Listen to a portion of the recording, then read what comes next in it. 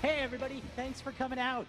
I hope you guys all just caught opening ceremony where Google DeepMind announced that they're going to be working on StarCraft 2 as their AI platform for research moving forward. But we're not going to talk about that here today. We actually have a panel on that tomorrow morning on the main stage. We're going to talk about what's going on in the game of StarCraft 2. My name is Tim Morton. I'm the production director for StarCraft 2. And I'm here with some of the leads from the dev team, and we're going to talk about what's coming up. So in 2016, we really changed the approach to how we developed StarCraft 2. Prior to that, we had always saved up all of our work to release in these big box product launches. But in this last year, we've been releasing our content as we complete it. And we've had patches and new content, new features all throughout the year. So we're going to keep that up in 2017. You guys are going to have a chance to hear a little bit about what we have in store. So I'm going to be asking the dev team here some questions. I'm going to start off with Chris Reed, who we lovingly refer to as Crash on the dev team. Chris is the lead UI designer. So Chris, in 2016, we had a whole bunch of big UI changes. Can you give us just some highlights? Absolutely. And before I dive into that, I just wanted to take the time to thank everyone on the team who put all the effort into making these features come to life. It was a lot of work, very exciting, and I'm glad that everyone's been enjoying what we've been working on. So in 2016, we touched on all the modes. For campaign, we were able to do new user interfaces for all of the Nova mission packs. For co-op missions, we supported not only custom mutators, masteries, as well as mutators themselves. We also supported the launch of new commanders. For the ladder or multiplayer, we actually did the ladder revamp, as well as separate MMRs per race. So that was another really cool feature we were excited to bring out. And then finally, just across the UI itself, we were able to touch upon emoticons or emojis, as well as bring out the new feature for collections. That is a lot of stuff. Can you tell us a little bit about what's in store for 2017? Absolutely. I don't want to spoil too much of the surprise, but not only are we going to be focused on launching new features, we also want to start leveling up some of the existing features and make them better, clearer, crisper, more polished. So we'll be focused on things such as user-generated content, as well as bringing in a new user experience, making that a lot cleaner, nicer for new users coming in. We also want to work on bringing in new rewards, touching up rewards, as well as making new things to fill out the collections. One of the last things another thing that we want to touch on is the social atmosphere. I know some of you really have some requests towards having the events brought back, so I'm talking to you guys. We'll be touching on those social features. And then finally, we have a new feature that I'm really excited to talk about. All right. Well, so what is this new feature to which you alluded? It is the War Chest. So in StarCraft 2, we'll be launching the War Chest. And what the War Chest is almost like a large bundle that you'll be able to purchase into. And when you buy this bundle, you'll have content that's given to you immediately, such as rewards like skins, decals, emoticons, things like that. Then as you progress through the season, you'll be able to unlock new rewards that will go into your collection that you can use, such as skins. At the end of the season, another set of rewards will also be given to you just for participating. One of the coolest features about this war chest, and what I'm the most excited to talk about, is that the money that you use to spend on this will go towards supporting global esports initiatives. So if you're really into esports and watching StarCraft esports, this is a way for you to participate in that. That's super exciting. Awesome. And we are obviously all fans of StarCraft esports. Now, you mentioned the seasons. Are the seasons for the War Chest the same as multiplayer seasons, WCS seasons? What's a season for War Chest? So a season for War Chest is not necessarily tied to the actual ladder itself. It'll have its own seasons. We are going to correlate these two events from WCS and other global initiatives, so there will be tied to those types of events. However, it's not tied to the ladder itself. And I'm going to dive a little bit into actually how the War Chest functions. So it functions as a virtual treasure map. So as you buy something, and disregard my wonderful wireframes. I know you love looking at my wireframes. But it'll work as a virtual treasure map that you can then unlock rewards as you play. So as you see, there's an XP bar. You'll be able to gain experience either playing multiplayer or co-op. And as you gain that experience, it'll unlock a tier of rewards. As you continue to play, new tiers will unlock, you'll get new sets of rewards. There's going to be 3 rounds of rewards that you can unlock throughout a season. So it's up to you to collect all those really cool rewards.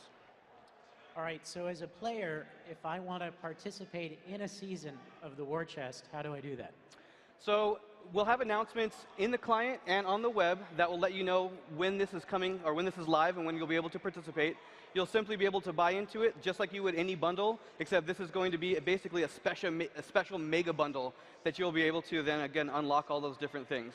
Again, at the start, you'll get a bunch of rewards just given to you for buying in. You'll have time to unlock all those. And then at the very end, you'll get another bundle of rewards just for participating.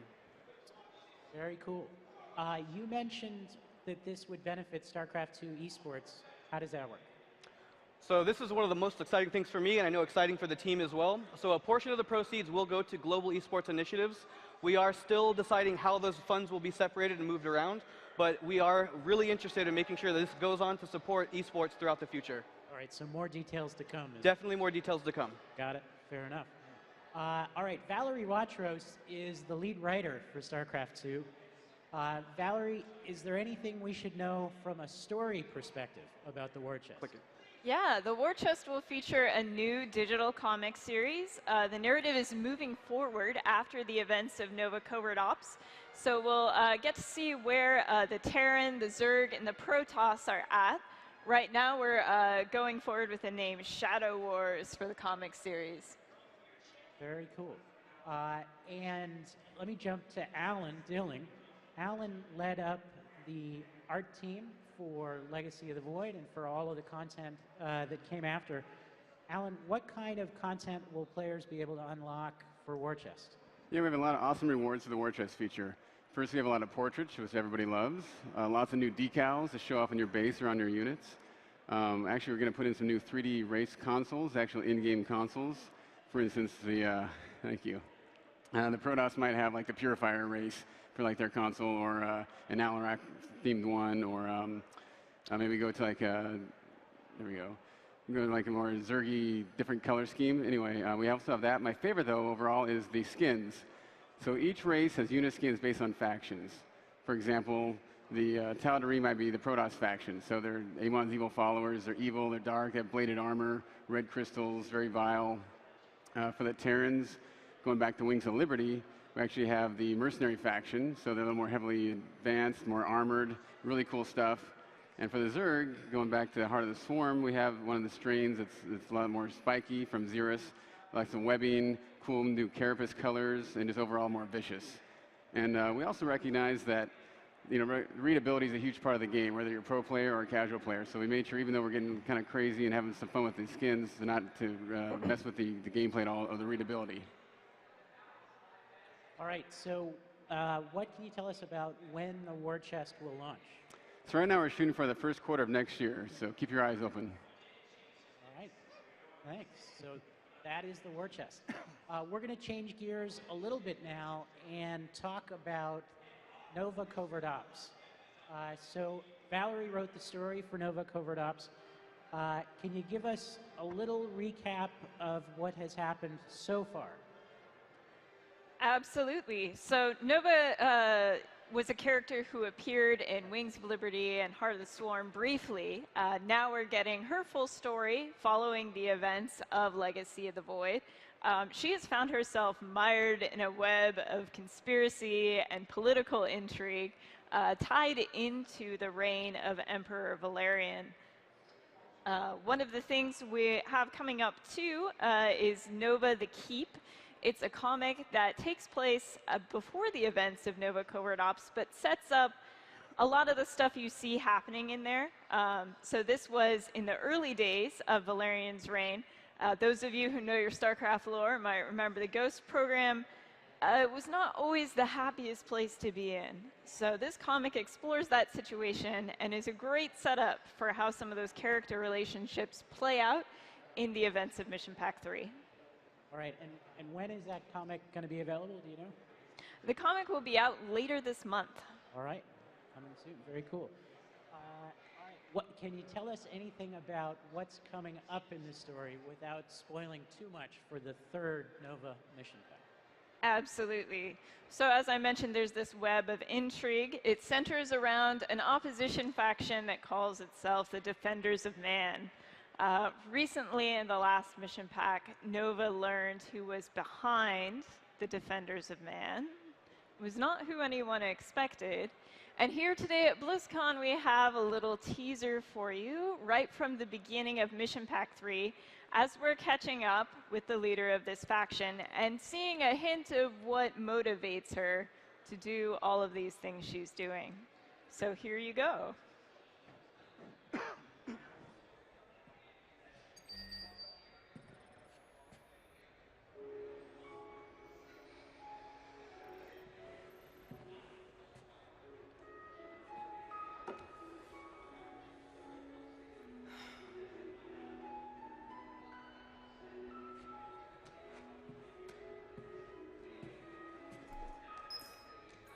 Psi emitters have been augmented by technology recovered from the Mobius Foundation. If discovered, it will trace back to Valerian Minsk.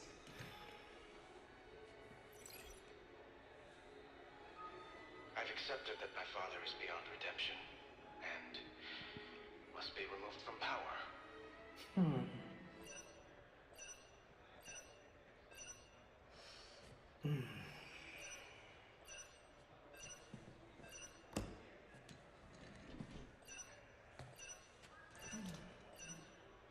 Yes. The Emperor has arrived, General. He wants to make his announcement soon. Does he? We'll be watching closely. If anything goes wrong, your orders are to kill that boy.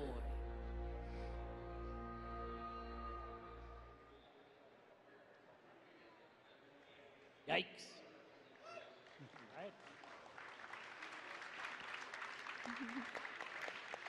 All right. Let's switch over to Alan. Alan, what can you tell us about what the art team has been working on for the mission packs? Yeah, after Legacy of the Void shipped, we thought this is the best looking StarCraft game ever. The crew did an amazing job from the cutscenes to the campaign maps, the effects, the UI, everything. So one of the challenges for us is how do we improve on that? How do we raise the bar and just make a better product? One thing that helped out was the scope. We actually have less missions. There's 3 missions per pack, and usually in an expansion it's like 25, 30. So we were able to put more resources toward each map, which means more detail, just more cool stuff. Telling a better story. How do we complement the gameplay further? And then also, we've had like 70-something missions over the course of StarCraft 2. So we've seen a lot of jungle planets, space platforms, cities, all these things. So trying to figure out, how do we best tell these stories in new environments, keep it fresh. And one thing is to actually make new locations wherever the story allows. So, for instance, Mission Pack 2, we had this cool tropical resort, which seems kind of un-StarCrafty. And then, of course, it gets invaded by Zerg, and there's like burning boats and everything, and it feels very StarCrafty all of a sudden. We also have like a mining planet that has terrazine gas throughout the atmosphere, actually produced by these huge flying space whales. So, kind of getting more fantastical with it. And then we have the other side of that is how do we take something we've already seen before, like a city, and try and just give it more detail, make it more immersive, more engaging for the player. So here we have another city, but we've added a lot more distinct areas and like industrial districts. There's like a biker bar. There's a banking area. We actually have a natural history museum that has ultralisk bones in it, which is really cool, and just a lot more small details in it that we're able to put into the maps. And then on the cutscene side for the story mode team, they did an amazing job just improving camera work, lighting, scripting, all these things that try and tell the story in the best way possible. And I think you saw from Valerie's video, they did an amazing job. Definitely. So how about on the unit side? Our team doing anything special for Nova's units? Yeah, we felt Nova is such an awesome character. She deserves her own unit. So for the mission packs, she has all her units used in the mission packs are her own skins from the Covert Ops theme. So, and starting with the new Mission Pack 3 coming out soon, all her buildings will also have the Covert Ops themed skins. So we did some fun stuff with these. It's kind of nice because it's a departure from the old skins, the old technology of Terrans, where it's a little more clunky, traditionally, kind of welded together, rusty. And this is the opposite end of the spectrum, where it's a little more elegant, more stealthy, more high tech. It's the pinnacle of Terran technology. So it was kind of fun for us to flex in that manner. Got it. And so will all of these new art assets be available to arcade content creators? Absolutely. Just like all the campaign art in the past, all the assets and all the source art will be available for all the mod community or the arcade maps, whatever you guys want to do with it. So we're really, really excited about that. And also, we actually put in some new functionality. Like, for instance, we needed a hologram to turn on, and that's all we needed for it. But we went ahead and made sure we had different states, and now to turn it off and include those animations in the final file, so that way you guys can use it however you wanted to. So I know a question that's going to come up since we're not working on other mission packs right now. Val, is this the end of the StarCraft story? We've wrapped up Nova's story with Nova Covert Ops for now. The story will be moving forward with the comics that we're calling Shadow Wars. So you'll get to see what all three races are up to in that content. Very exciting. And how do players experience those comics then for War Chest? For the first time, they will be available right in your StarCraft game. So you can go straight from playing to reading comics. That is super exciting. Very cool. All right, we're going to change up gears again and talk about co-op. So at the end of the row, we've got Matt Morris and David Sum, who led up the co-op vision and implementation. So Matt, co-op turned out to be a really popular game mode. Can you tell me a little bit about what your expectations were ahead of the launch of Legacy of the Void? Yeah, you know, our expectations, it was a little hard for us to gauge. We've never done something like this before, never done co-op in our RTS for our games before, so it was a little hard to gauge, but we had hoped that everyone who enjoyed the campaign would come over here to the space and they would play after they finished the campaign, and we were hoping that players would stick around for like 10 hours, which is roughly the equivalent of a full-length campaign. However, when we launched Legacy of the Void, we found a couple months later that there was a large group of people maxing out a commander, which is roughly 20 hours. And when we launched the mastery levels and the weekly mutations earlier this year, we never would have expected that the number of games being played per day at times would exceed what you would see in the competitive multiplayer scene. And that was just something we never expected. Excellent. Well, so David, then, over the course of this year, we've seen a pretty steady stream of new commanders and new maps. Can we expect that to continue into 17? Yeah, definitely. We're really excited about next year. We're planning on making new commanders, new maps, as well as some new features. And is there a predetermined schedule for how that stuff's going to release? Is it going to be as it's finished? What's the plan?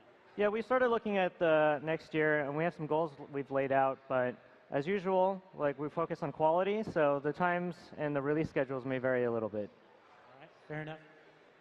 So you led the design on the commanders. Who's the next commander going to be? The next commander will be Alexei Stukov. He's the infested Terran. You guys may remember him from StarCraft Brood War, and more recently, you may remember him as one of Kerrigan's allies. All right, so Stukov is here to play, right? Can you tell us more about his abilities? Yeah, so Stukov has, he's kind of like Terran and Zerg, so we've incorporated both races kind of into his playstyle. We also wanted to represent the infested zombie-like theme that he has. So he's got things like a building that spawns endless waves of infested civilians. He's got production structures that are infested Terran buildings, but they use cocoons. And he's also got like this theme about being having grotesque monsters, which are just mashups of Terran and Zerg. For example, his siege tank has tentacles that can poke the enemy. It'll eat your own civilians and then shoot them out as ammo. So he's got some really crazy stuff. And speaking of some grotesque monsters, some of you guys may remember the infested bunker that we showed at BlizzCon many, many years ago. Here's a preview. If you guys see if you can remember this guy.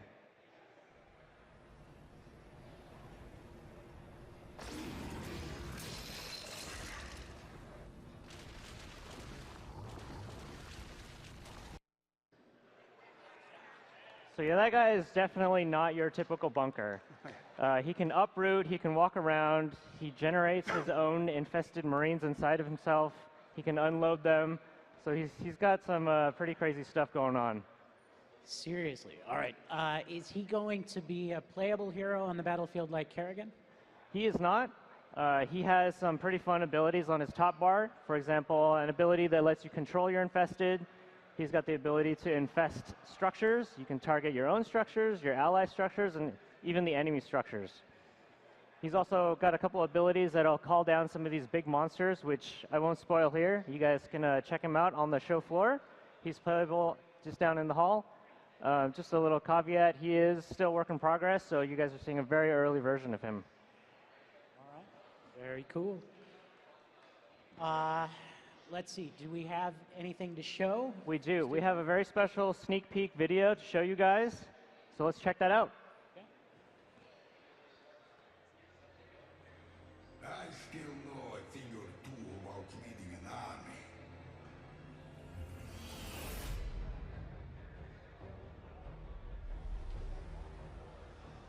My forces are unorthodox, but effective.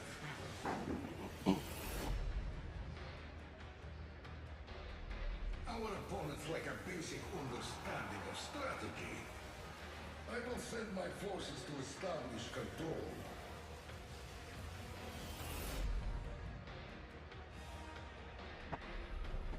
Have you any idea how many infested there are?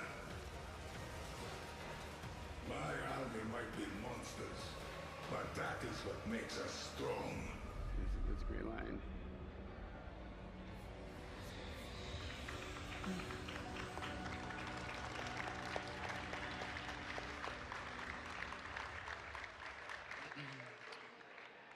All right. Well, now I know we don't just have a new commander coming. We've also got a new map. Is that right, Matt? That is correct. We have a new map here at BlizzCon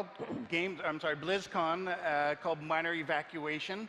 We are also introducing a new character with this mission named Deborah Green. She's a Calmorian guildmaster, and she really needs the help of the commanders to help evacuate some civilian shuttles from an infested planet. All right. So how does the player help do that? So the way this mission works is there are 9 shuttles on the map, but there's only ever 7 of them that will ever be active. This will be different every time you play the mission. This is something we're trying to get into a lot of our missions, is more replayability. And so when one of these shuttles starts activating, the infested units will come out and they'll try to destroy the shuttle. So the player needs to do 2 things. They need to get over to the shuttle, they need to clear it out, and then they need to stay and defend the shuttle while it's prepping to take off. Once enough shuttles have left the planet, you will then win, but if you lose too many shuttles, you will lose the mission. And I have, just if you guys haven't had a chance to go over to the demo station, I have a little video as to what the mission looks like. It probably speaks more to Alan and his art team and some of the stuff we're doing for the co-op. And this map is also based on that one mining planet I told you about with the terrazine gas and the giant space whales. And I think the Calmorian miners came in here and kind of colonized it, but we've taken these old maps in the campaign and turned them into co-op maps, so it's been really fun. Lots of creep.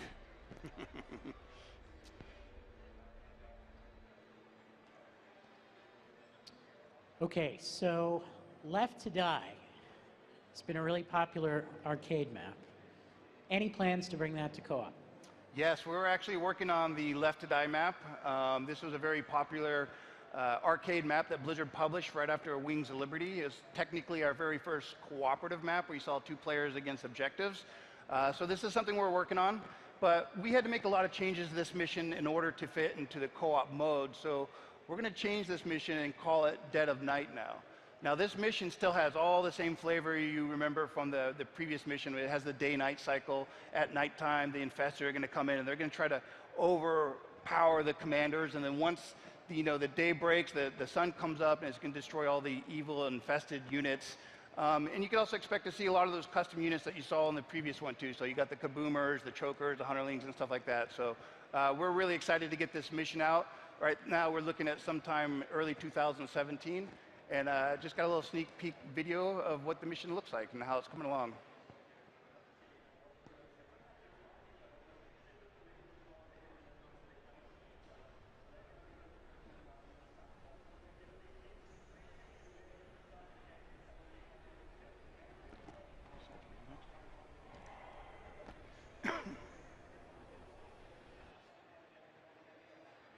Very cool. So on the multiplayer side, we see a lot of great community maps. Is there going to be an opportunity for the community to get involved in building co-op? Yeah, I want to make an announcement. Rock the Cabinet is a contest that we've really enjoyed. Last year's theme on the fantasy-based, we really enjoyed that. So the Rock the Cabinet contest we're doing this year is actually going to be focused on co-op missions. So anybody out there who's been excited to create a co-op map and try to get it into the pool, we're going to have the full announcement with the full details coming in weeks after BlizzCon. So please stay tuned. Excellent. Yeah, and I think we have a co-op map making panel happening also. Is that right? Yes, upstairs in the third floor, the Dark Moon Fair. Dark Moon Fair? Dark Moon Fair, yeah. 4 o'clock. Okay, so get some details there. David, jumping over to you for a second. Mutators have really increased replayability for co-op. We've seen just a ton of new mutators over the course of the year. Is that going to keep up next year? Are we going to start recycling? What's the plan? So we've been really excited about mutations and the mutators that we've made, along with the mastery levels. It really was a game changer for us. It gave fresh content to players every week, as well as the long-term goals with the masteries. So we're really excited about continuing to work on new content, new combinations. We're even doing like special events, like the Halloween one that we just played. So there'll be more of those in the future, so we're really excited about continuing our work. Tremendous. Anything else, Matt, that you can tell us coming for co-op for next year? Yeah, we're in the middle of designing a new feature that we're calling the co-op leaderboards. And what co-op leaderboards will do is it's going to give a score to all the co-op players.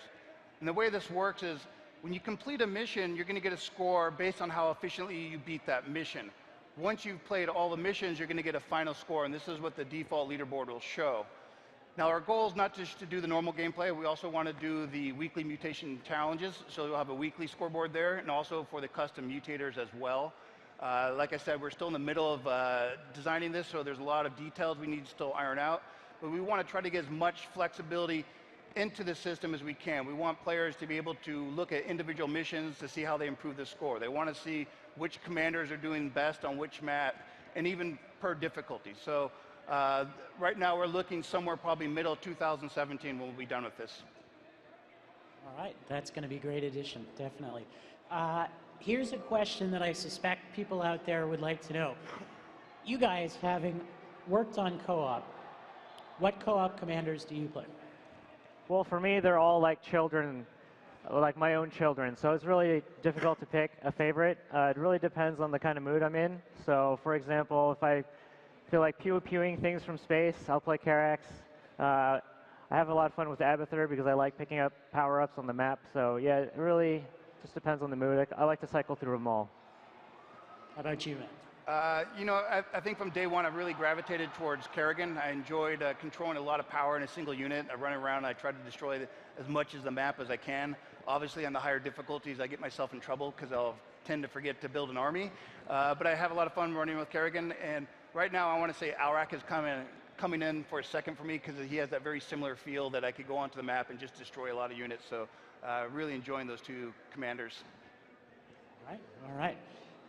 David, I know you've helped from time to time on the multiplayer side as well. What can you tell us about what's coming up for StarCraft II multiplayer? Well, StarCraft multiplayer has a full panel on its own. It's at 4:45 right here on this stage, so make sure to come back. We're going to be doing a deep dive into the upcoming patch with all the changes.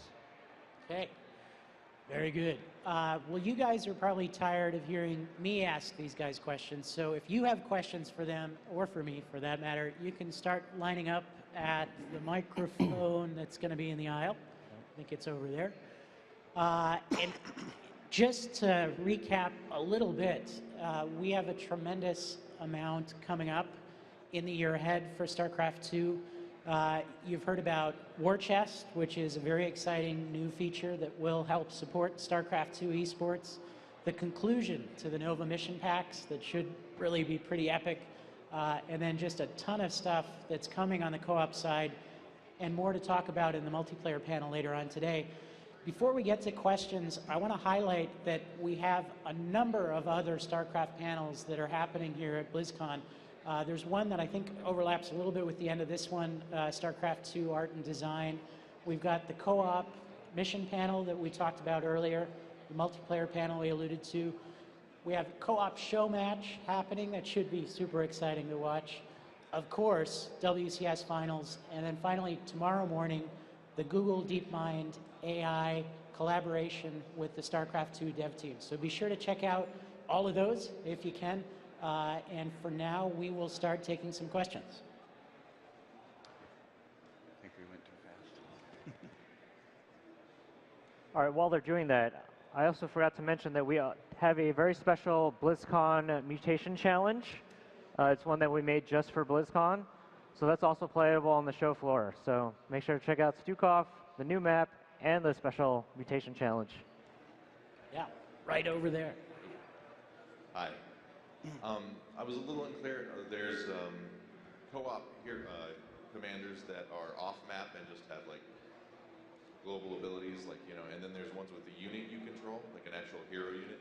Is Stukov one of those? I couldn't tell. So Stukov is not a hero on the field. He's one that has the powers that you call down from the top bar. And are you leaning more towards those kind of heroes? Because I personally prefer the off-the-map heroes. Okay. We like to keep a variety. Okay. It really depends on the theme and the play style that we're going for. So, for example, Kerrigan and Nova, they make very obvious good heroes on the field. So it really depends on hero to hero.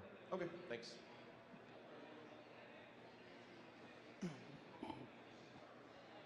Hello, I'd like to ask if you're planning to add an option to disable skins for competitive multiplayer. We don't have that planned right now, but I think that's feedback we're open to. So definitely if people have opinions on that, let us know and we will take that to heart. Okay, thanks.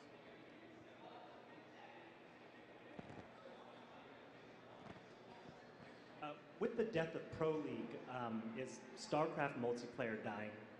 And I actually think that StarCraft multiplayer is in an amazing place right now. If we look at what's going on here at BlizzCon with 3 foreigners in the round of 8, this is going to be one of the most exciting WCS finals that we've ever seen. We've got some big plans for WCS Circuit and for WCS Korea coming up next year. Obviously, Pro League has been wonderful to experience all of these years, and we've enjoyed it very much. But we do believe that the ecosystem in Korea will stay vibrant and stay healthy, and we see StarCraft 2 multiplayer gaining in popularity. We expect that we will have another great year next year. Great, thank you. Yeah.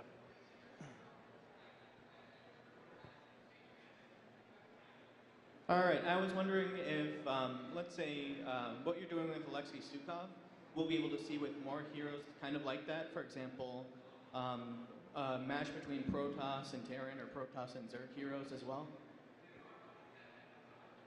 Want to take that? Well, there are, I guess there are hybrids out there. There's some Zelnaga maybe. I don't know. Well, what kind of hero would you like to see? I'd kind of like to see something between Protoss and Terran. Mostly sort of like a tech combination. Like, let's say they've got a carrier that shoots off a bunch of ships, but on the bottom of it, it's got the weapon of a siege tank that can shoot the ground as well. Yeah, people have been posting lots of crazy ideas that are really awesome on the forums, so maybe you can write up a commander pitch that I can read later. Steal your ideas. Okay, cool. Thanks.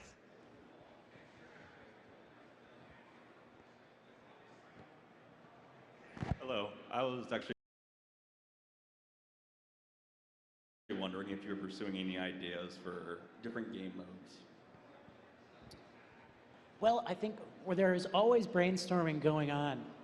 We don't have anything specific to talk about right now, but we love to hear ideas from the community as well.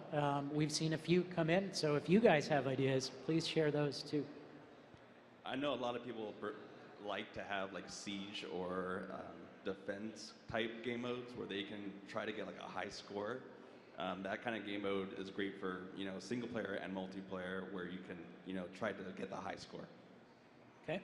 Yeah, we have the we announced the leaderboards coming out, and so as we talk about the leaderboard, we do talk about what more can we actually add to co-op. Obviously we have the weekly mutation challenges. We've had conversations of what can we do differently than just mutators. It's something we could slide in for that week, something that would feed a system like you're talking, but nothing solid at this point. All right, thank you. I think also the mutation challenges may give us a space to kind of explore some of those wackier ideas like defense maps and stuff. Hey, now I'm a huge fan of StarCraft, and I think like your game is amazing, and every time I present it to somebody, they love it. Like they don't know the game, even if they don't game, they love the game.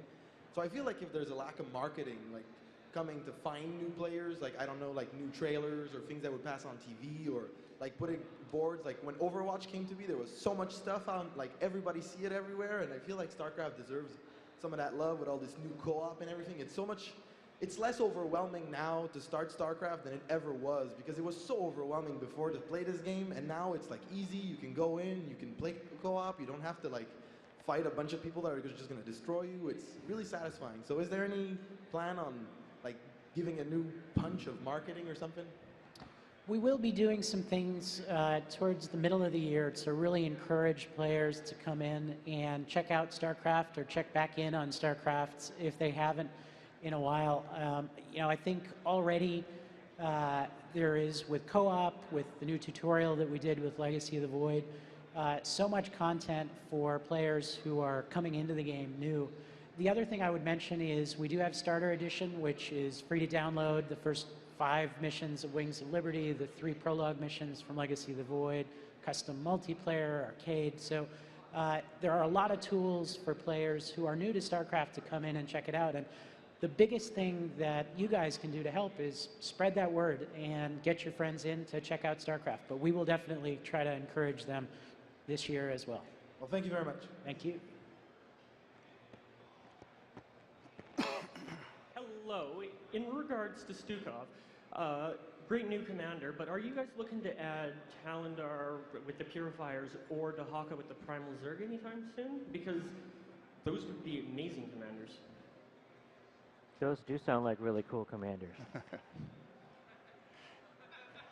But we have nothing to say at this point, but yeah, we have a list of commanders that we'd like to do. Those are commanders that are definitely on the list. So, I mean, if you guys are going out there posting on Reddit and the forum, like which commanders you like, because this is really a good opportunity, the way we drop content now, to actually interact with the community and really see what you guys want, right? Because that's ultimately our goal, is to make content for you guys. Thank you very much. I'm super excited for when Dahaka comes out. Sweet.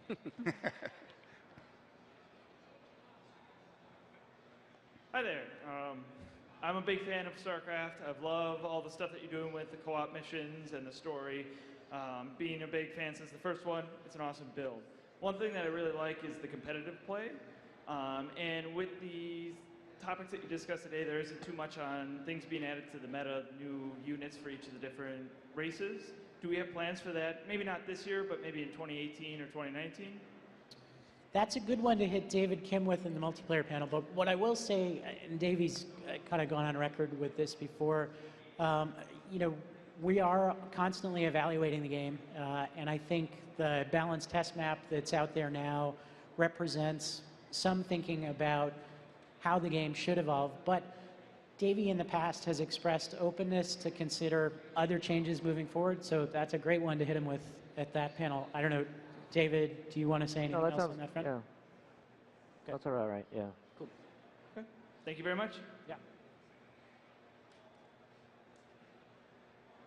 Hi. I was wondering, with the implementation of the mastery levels for the commanders, for future plans, how would you keep the balance in check with them sort of like expanding on power? Yeah, we're definitely keeping a close eye on those. There are a bunch of mastery categories that are not super desirable, so we're always looking at those. We're trying to, look at the data, read the forums. But the nice thing about the way that we're releasing content now is that we can easily patch, and we can make not only balance changes, but we can make some design changes as well. So cool. We're definitely open to feedback. Again, I want to plug our talk at 3 o'clock. It's on the 3rd floor at 3 o'clock in the Dark Moon Fair. So if you want to drop by, we can kind of talk about some more details.